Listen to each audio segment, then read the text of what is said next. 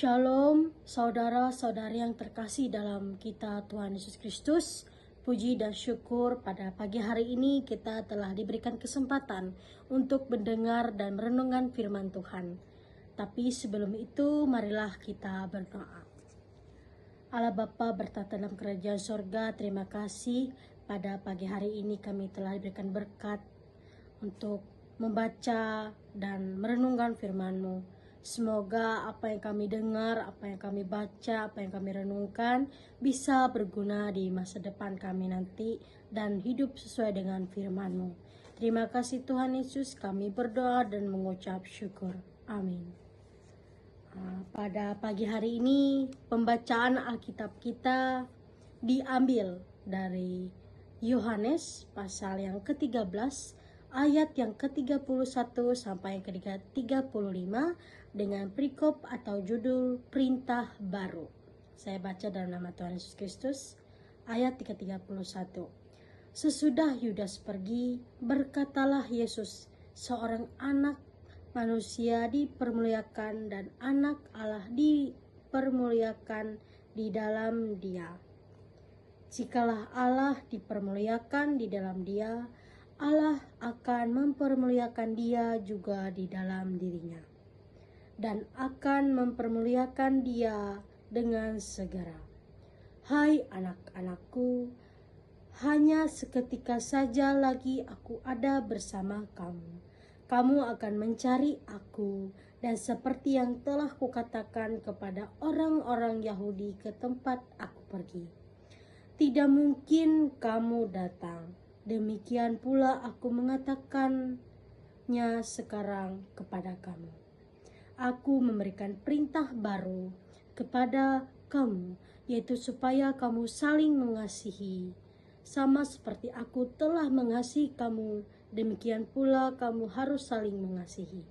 Ayat yang terakhir, dengan demikian semua orang akan tahu bahwa kamu adalah murid-muridku, yaitu jikalau kamu saling mengasihi.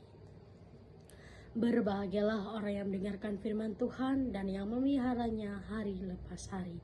Amin. Di sini saya mengambil tema dengan kasih yang menjadi identitas sejati murid Kristus.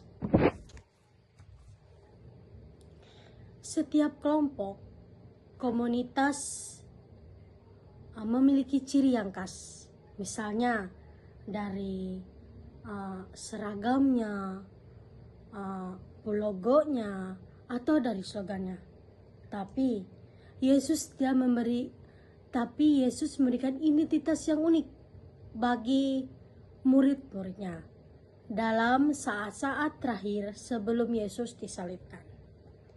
Ia tidak menekankan simbol atau sistem keanggotaan, tetapi dia menekankan kasih dan perintah untuk saling mengasihi bukan hanya pelengkap, tetapi inti dari kehidupan murid Kristus. Mengapa kasih menjadi identitas sejati seorang murid Kristus? Mari kita masuk ke ayat yang ke-31 dan ke-32, kemuliaan dalam ketaatan. Setelah Yudas keluar untuk mengkhianati Yesus, Yesus mengatakan bahwa saatnya telah tiba untuk anak manusia dimuliakan. Pernyataan ini menunjukkan bahwa kemuliaan Allah akan dinyatakan melalui ketaatan dan penderitaan Yesus di kayu salib. Kasih yang akan Yesus tunjukkan adalah kasih yang rela menderita demi keselamatan manusia dan demi kasih yang sejati, bukan sekedar perasaan, tetapi tindakan yang taat dan berkorban. Kasih sejati sering terlibat dalam ketaatan, bahkan penderitaan. Kita dipanggil untuk mengasihi, meski tidak mudah, seperti Yesus yang taat sampai mati. Ayat yang ke-33, Yesus akan pergi. Yesus menyampaikan bahwa ia akan pergi ke suatu tempat yang tidak bisa diikuti oleh muridnya. Ini mengandung makna bahwa Yesus akan mati dan kembali kepada Bapa yang di surga. Namun, sebelum kepergiannya, Yesus memastikan bahwa para muridnya tahu apa yang paling penting untuk dilanjutkan dalam hidup mereka, yaitu kasih.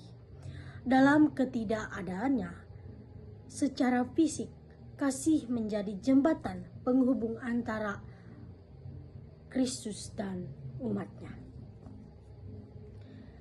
Yesus tidak meminta tugu peringatan, melainkan meneruskan kasih-Nya dalam hidup kita dan nyata sehari-hari. Jadi Yesus meminta meneruskan kasih-Nya kepada umat melewati murid-muridnya. Ayat yang ke-34, perintah baru atau saling mengasihi seperti Kristus.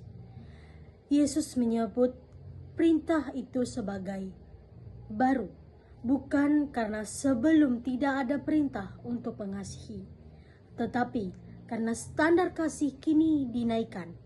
Murid harus mengasihi, bukan hanya seperti mengasihi diri sendiri, melainkan seperti Kristus yang telah mengasihi kita.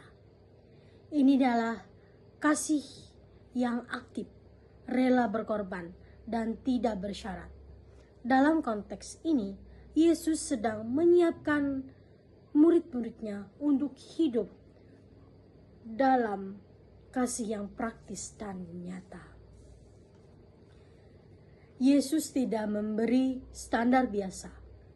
Ia menetapkan kasih-Nya sendiri sebagai ukuran. Kasih Kristus adalah kasih yang mengampuni pengkhianatan seperti Yudas, menerima yang menyangkal seperti Petrus. Contohnya, ketika seseorang menyakiti kita, alih-alih kita membalas, tapi kita malah mendoakan supaya kita menjadi hubungan lebih baik dengan orang itu. Ini bukan tentang kelemahan, ini bukan tentang kita tidak berani, tetapi ini adalah kekuatan rohani dalam kehidupan kita. Ayat yang terakhir, ayat yang ke-35, kasih sebagai identitas murid Kristus. Yesus menegaskan bahwa dunia akan mengenal muridnya melalui kasih mereka satu sama lain. Ini bukan kasih yang harus diucapkan, bahwa seseorang benar-benar mengenal dan mengikuti Kristus, tapi kasih semua pengakuan iman menjadi kosong dan tidak berdampak.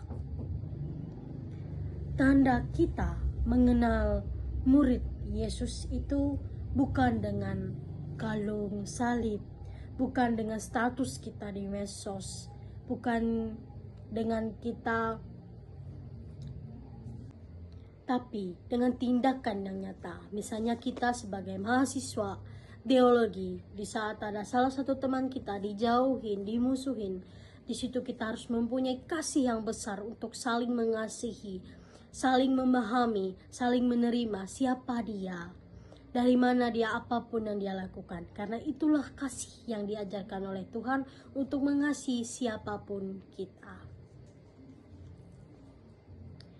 Kasih adalah inti dari hidup seorang murid Kristus di tengah dunia yang penuh kebencian dan sikap yang tidak adil. Kasih Kristus harus terlihat nyata dalam tindakan kita. Dunia tidak butuh banyak kata, tapi bukti yang hidup di antara orang percaya. Sudahkah kita mengenal lewat kasih kita? Jika belum, inilah waktunya untuk memulai meladani kasih Kristus. Amin untuk renungan kita pada pagi hari ini. Marilah kita berdoa. Tuhan Yesus, terima kasih atas apa yang kami dengarkan renungan hari ini. Semoga apa yang kami dengar, apa yang kami pahami, apa yang kami baca bisa berguna untuk kami, bisa untuk kehidupan kami, untuk hidup sesuai dengan firman-Mu ya Tuhan. Terima kasih Tuhan Yesus, kami berdoa dan mengucap syukur. Haleluya, amin.